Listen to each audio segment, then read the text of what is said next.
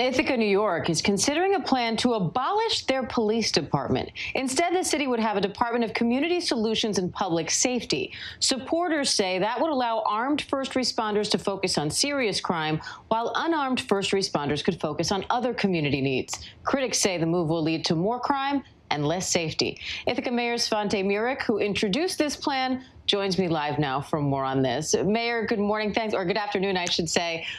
Thanks for being here. This is your plan, so you tell us, what exactly would policing look like in Ithaca under this new agency? Sure, I appreciate it. And I'm very proud of the plan. I wish I could call it my plan, but the truth is it was developed over 9 months with a huge 50-person collaborative working group that did deep community engagement and surveys and targeted focus groups of thousands of Ithacans. And what public safety would look like is that it would be more responsive, more present in communities, particularly vulnerable communities. But that footprint would be less militarized. And that's a way of solving this tension that, frankly, has gripped this country, not just for the last year, but for decades. And I think a paradigm that too much of our conversation, even here locally, has been forced into is, do we want less police or do we want more police? What we heard, both from the police officers themselves and the community, was not that they wanted less or that they wanted more. They wanted better. They wanted different. They wanted a department that was diverse enough to reflect the values of the community and engaged enough that people would know the names of the officers on the beat. That's not possible right now in the city of Ithaca because our armed first responders are too busy and there is not a clear mandate to be doing the sort of neighborhood walking, community engagement, trust building that actually helps us solve crimes. Instead, we've, like so many departments across the country, resorted to investigation by press release, where we send out a request. If you've heard anything, please give us a call about the latest shots fired incident last week. I believe we can do better, and the plan that this group has put together can bring us there. So can you give us an example of a scenario where an unarmed community officer would be appropriate to respond? Sure. To understand this, too, you got to understand, why would you even want them to be unarmed? And for that, we just have to be very honest that the presence of weapons, the presence of guns, it's very triggering to some people. Either they have past traumas because of their lived experience, or like so many of us, they're living viscerally and vicariously through their phones and seeing violent incidents, some of them at the hands of police officers, that makes them less trusting. So I can't tell you how many folks I've heard about anecdotally that have had their bikes stolen, for example. And maybe it's their bike, maybe it's their television, maybe it's even their car being broken into. But they don't call us. They don't call the police department because they are just as worried about the officer showing up. This is particularly true of the Black community, vulnerable populations, homeless folks who will not call the police because they've had bad past experiences. Well, when we looked at that data, we looked at the last 5 years and we said, when we're taking reports for stolen property, how often does the reporting officer make an arrest on the scene, right? How often do they have to use their gun? How often do they have to pull out their handcuffs?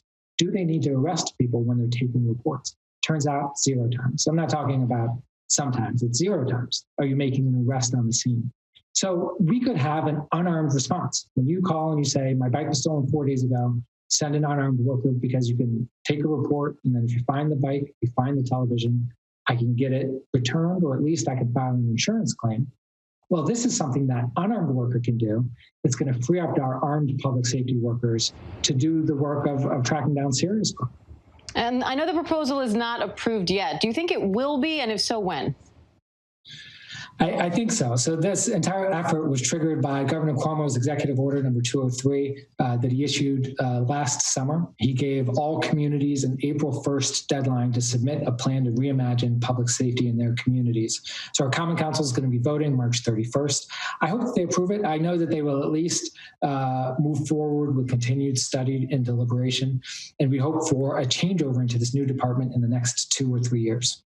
Now, critics, including the head of Ithaca's police union and the police department, have called the plan drastic. We've seen Black the Blue protests there, people saying that this is going to invite more crime to Ithaca and give criminals the sense that they'll get a free pass. What do you say to that? I understand it's scary, and change is scary, especially if that change has to do with your identity as a law enforcement officer. But it's clear that what we're doing now isn't working. And when that's clear, you have to change and adjust. We're too slow to do this in government, at local government, at state and at the federal level. But we have to innovate, and you can do it carefully. And that's what I'm proposing, is to do this incrementally. To keep all of the officers that we currently have, all 63 of them, would become public safety workers. They would keep their weapons, they'd stay on their beats. But we'd begin a measured transition so that we can build a public safety department that's actually responsive to the 21st century needs of a city. Because right now, our officers, look, if you ask them, they'll say they're worn out, they're stretched thin.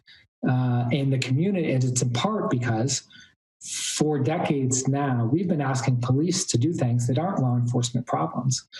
And that is a dynamic that's not working for anybody. It's not working for the community at large or for law enforcement. When that's the case, the danger is not in trying something new. The danger is sticking with the status quo. All right, Ithaca, New York Mayor Svante Myrick, we appreciate your time today. Thank you. Thank you very much.